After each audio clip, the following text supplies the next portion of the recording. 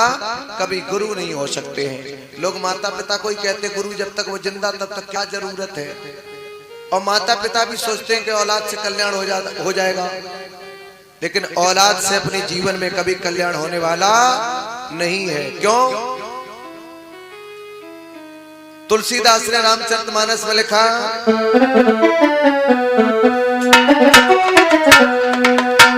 कि जन्म दई तारा गई, ब्याह भयो तब भवानी।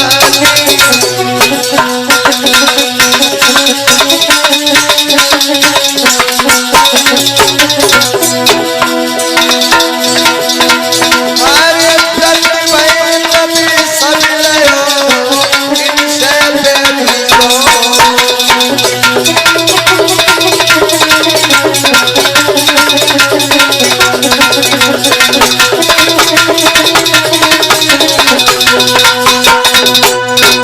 क्या लिखा कि जन्मती दारा गई। लोग कहते हैं औलाद होने से सुख मिलता है, लेकिन लला आधार क्या लिखा? जन्मती दारा। दारा कहते हैं प्यार को। किसको कहते हैं? प्यार को। तो जैसे ही तुम्हारी शादी हुई तो पत्नी का पूरा प्रेम तुम्हारे ऊपर था, पूरा। और जैसे ही शादी हो गई और शादी होने के बाद जैसे ही बच्चा पैदा हुआ तो जन्मती दारा गई। किसके जन्मते? तुम्हारी औलाद के जन्मते ही आधा प्यार तुम्हारे पास रहा, आधा बच्चे के पास चला गया। तो जन्मती दारा गई। और जैसे ही ब्याह भयो सोई भवन। जैसे ही लड़का को ब्याह होगो वैसे ही घर छूट जाता है कि नहीं छूट जाता है? बोले अब दद्दा तिजोरी में मत जाना। बोले क्यों? बोले अंदर तो घरवाली रहती है। तो विवाह भया सोई भवन, घर छुट गया। बोले बरमदा में चारपाई डालो, अब घर में तुम्हारा काम नहीं है। तो जन्मती दारा गई, पुत्र का विवाह हुआ सोई भवन। और वृद्ध भये तब सब लयो क्या? खेती बाड़ी गाड़ी घोड़ा चेक पोस्ट जो भी था सब लिया। तो इनसे बैरी कौन? याद रखना, औलाद चाहे तो एक बाप के नाम को सिंहासन पर रख दे, औलाद चाहे तो एक बाप को गड्ढा में मिला दे। संसार में कोई माई का लाल पैदा नहीं हुआ है जो तुम्हारी इज्जत पर हाथ उठा दे, तुम्हारी इज्जत को डुबा दे, तुम्हारे कुल की नाक कटा दे।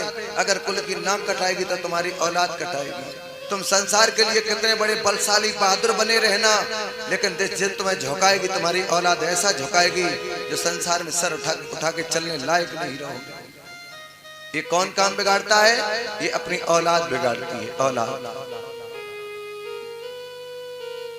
जिसको तुमने अपने हाथों से पाला वो। लेकिन प्यारे याद रखना, हमने उस परम पिता परमात्मा से वादा किया था कि तेरे भजन के अलावा संसार में हम दूसरा कोई कार्य नहीं करेंगे। और वो हम सब कुछ भूल बैठे, बिल्कुल भूल गए। एक दिन भैया जगवेंद्र हमने देखा रोड से ट्रक जा रहा था, रोड से, बड़े ध्यान से सुनना। तो उस ट्रक ने क्या किया, एक लड़का को हल्का सा कट लग गया। तो लड़का को जब हल्का सा कट लग गया तो वो लड़का क्या हुआ, बुरी तरीका से रो रहा है। लोगों ने कहा दर्द हो रहा है? बोले बिल्कुल नहीं। बोले चोट है? बोले बिल्कुल नहीं। बोले फिर रो क्यों रहे हो? तो उसने कहा इन लोगों से तो कहने से फायदा कि कोई अच्छा आदमी हो उसके सामने बताएं तो वो गौर भी करेगा। तब तक मेरे जैसा कोई पागल उधर से आके खड़ा हो गया। जैसे ही लाल पीले कपड़े देखे तो पूछा उस महात्मा ने, बेटा रोते क्यों? बोले महाराज टक्कर मार के चला गया इसलिए थोड़ी रो रहे। बोले फिर? बोले ट्रक जब टक्कर मार के चला गया तो उसके पीछे मोटी मोटी हेडिंग में लिखा था कि फिर मिलेंगे। एक बार टक्कर मार के चला गया इसका कोई दुख नहीं है, कोई बात नहीं, लेकिन उसके पीछे मोटी मोटी हेडिंग में लिखा था कि हम तुम्हें किसी दिन फिर मिलेंगे। तो डर तो उस बात का है कि अगर अब की बार मिला तो जिंदा छोड़ा या नहीं छोड़ा ये कोई जरूरी नहीं है। तो एक छोटा सा बालक किस लिए रो रहा है कि फिर मिलेंगे।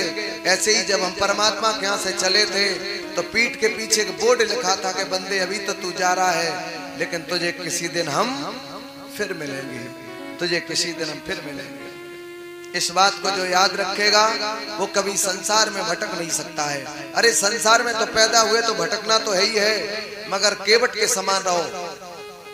दिखाए ना, केवट नाव पानी में चलाता है, नाव, तो नाव को तो पानी में जाने दो, कोई दिक्कत नहीं, लेकिन इतना भी ध्यान रखो कि नाव में पानी ना आने पाए।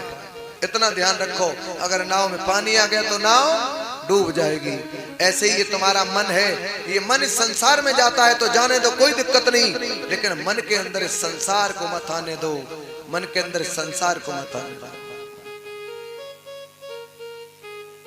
मन के अंदर संसार आ गया तो जैसे वो नाव पानी में डूबी, ऐसे ही मेरी नाव पानी में डूब जाएगी। तो क्या चाहिए मुझे? सबसे पहले जीवन में मुझे गुरु चाहिए। गुरु, गुरु कौन होता है?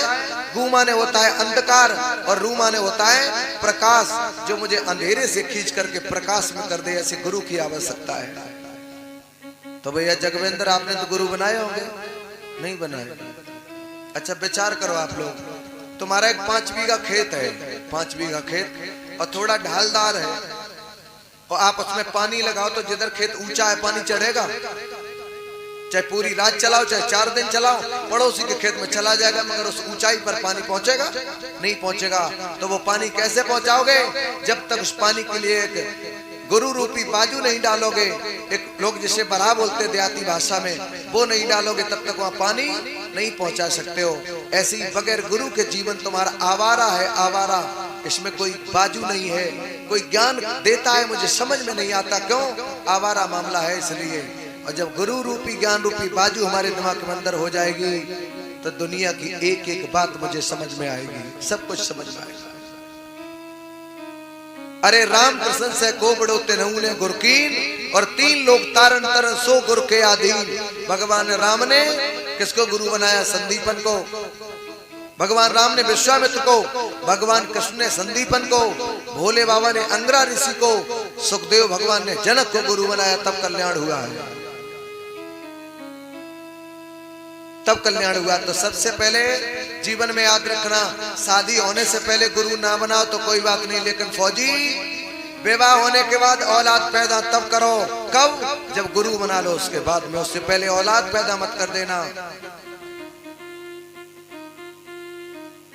गुरु बनाने के बाद औलाद पैदा करो, औलाद रंग लाएगी, औलाद रंग लाएगी। क्योंकि औलाद को लोगों ने आज के समय में खिलवाड़ समझ लिया, कार्टून समझ लिया है।